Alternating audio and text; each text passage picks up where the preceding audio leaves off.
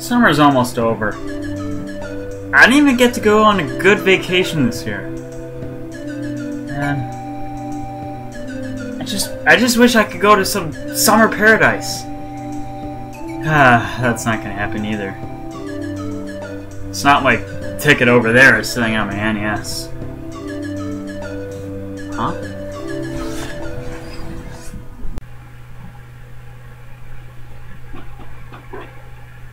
StarTropics? Awesome! StarTropics is the definition of a classic NES game. Bring in a great story, awesome visuals, a kick-ass soundtrack, and one of the most unique gameplay experiences you can find on this system.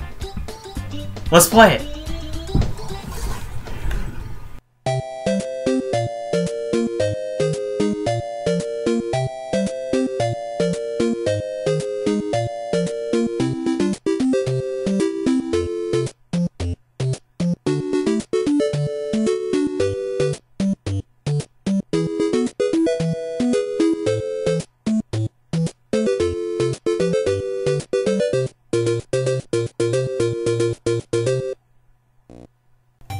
You are Mike Jones, a pretty good baseball player. One day you received a letter from your uncle, Dr. Jones. He's a famous archaeologist, by the way. Keep that in mind. He wants you to come visit him in the tropical islands. Extremely excited and without hesitation, you decide to go and see him. However, things always don't go according to plan, and StarTropics has the same case. When you get there, the island chief tells you that your uncle has been abducted. Who would have kidnapped Dr. Jones, aliens?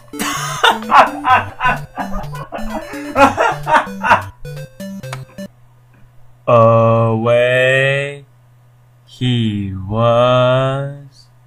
Oh no. It's always the aliens, isn't it? So after being the aliens guy for a while, you decide to take up the task of finding your uncle and discovering why went down. Sure, this seems like a pretty basic idea for a story, and really it kind of is. But StarTropics does have a pretty impressive lore behind it, and even makes a few twists and turns along the way. A lot more than what you've seen for an NES game back in the day, making StarTropics a good story. Graphics have a nice little Nintendo charm to them. All the stages look great. Enemies and other entities are clearly shown so you know what you're getting. Oh, that's a baseball bat. Oh, that's an Octorok. Oh, that's a snake. Oh, that's a... Okay, I seriously have no idea what that is. The music is also very well composed. Although there's not that many tracks in the game, they're all so well done that you don't even care about the fact they repeat it every dungeon or so. They have upbeat action sequences, calm and happy villages, and futuristic alien ships. Not to mention the fanfare you hear after defeating a boss at the end of the dungeon just is so relaxing. It makes you feel like, yeah, see that giant thing? I killed that. With a yo-yo. I really don't have any complaints with how StarTropics is presented. Although, if I do have to say one bad thing, it's probably the overworlds. The overworlds just look bland and dull and... they really don't look all too great and look like they were just thrown together in an hour of an old version of an RPG Maker. This is a first-party Nintendo game, so seeing something like this just doesn't really have an excuse. Now we come to the most unique part about StarTropics, the gameplay. Although the game doesn't really break any new boundaries for the NES, it does use pre-existing ones to its advantage. The game is much like linear Zelda if you want to think about it. Breaking down the game, you basically are a modern-day Link, but replace the sword with the yo-yo. However, don't mix this with the common misconception that this game is Zelda. It's not. They're two completely different games overall. So just remember, although a game looks like this, that doesn't mean it is this. Keep that in mind. Rooms consist of either solving a puzzle by finding a hidden switch to jump on, or defeating all the enemies in a room with your primary and sub-weapons. The primary weapon previously mentioned is the yo-yo. By the way, that's badass. and your sub-weapons will consist of anything from sports gear to throwing stars. But with all of this comes the controls. You're basically locked in a grid-like movement where you can only move up, down, left, and right. It's hard to explain unless you actually played the game, but think if you were playing an action game like Zelda, but you move around like a guy from Final Fantasy.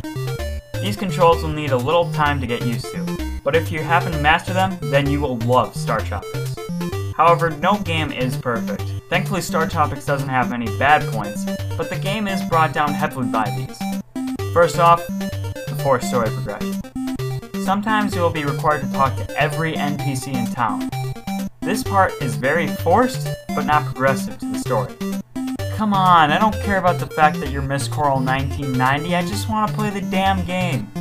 Another more minor nitpick of mine is that you can't revisit previously beaten chapters.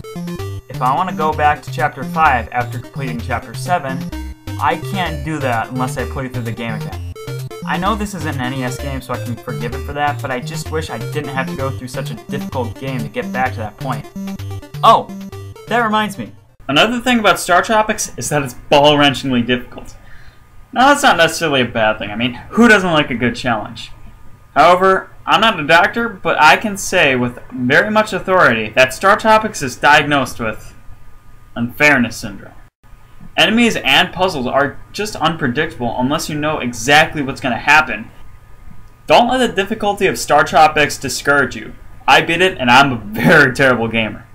So, it's something you can do, and it's possible, but be prepared to rage quit 1 or 2 times before you make it.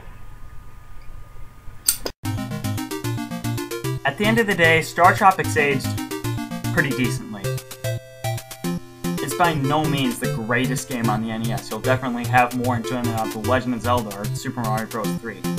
However, if you can get behind some of the grid-like movement and forced story progression, you will find one of the most solid experiences on the NES.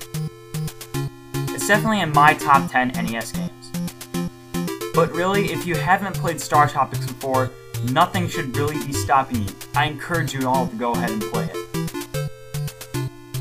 Another great thing too is it's not too expensive to find. You can get a cartridge anywhere from $1 to $10, or you can get it on Virtual Console for $5. But I know what you're asking. If StarTropics is such a good NES game, where are the sequels? Nintendo is known for bringing out that sequel train. However, put this into perspective. StarTropics was never meant to be released outside of North America and Europe, not at all in Japan. As far as I know, they still don't have it. Which is kind of a shame because that's a good NES game. It's good. It's very good.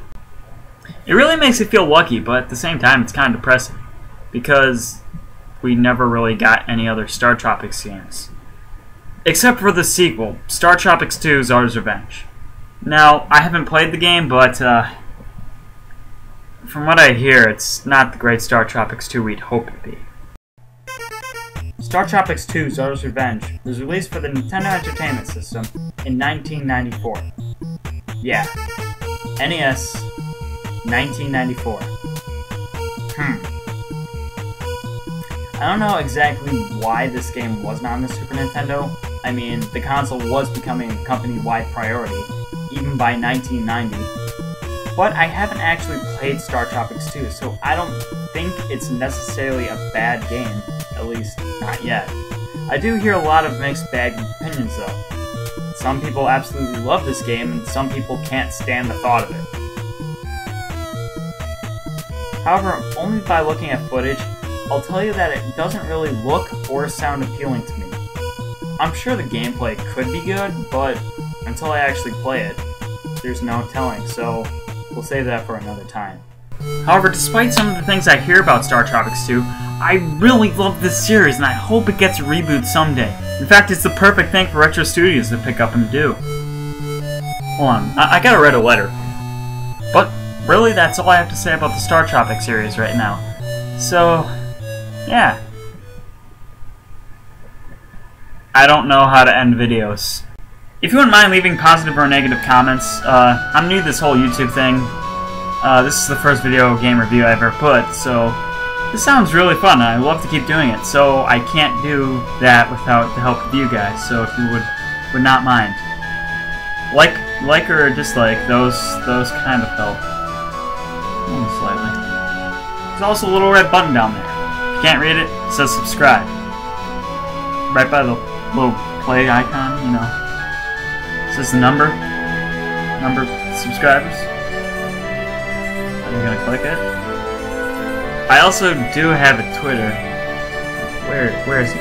Oh, there he is. He's right there. So in case you're interested in doing Twitter-like things, such as following me, tweeting at me, reading my random shenanigans, it's all right there. It's all available to you. So it's just a click away. So just click the button and you'll go to my Twitter. And that's all I have to say. So thank you for watching if you stick around this long, and have a good day.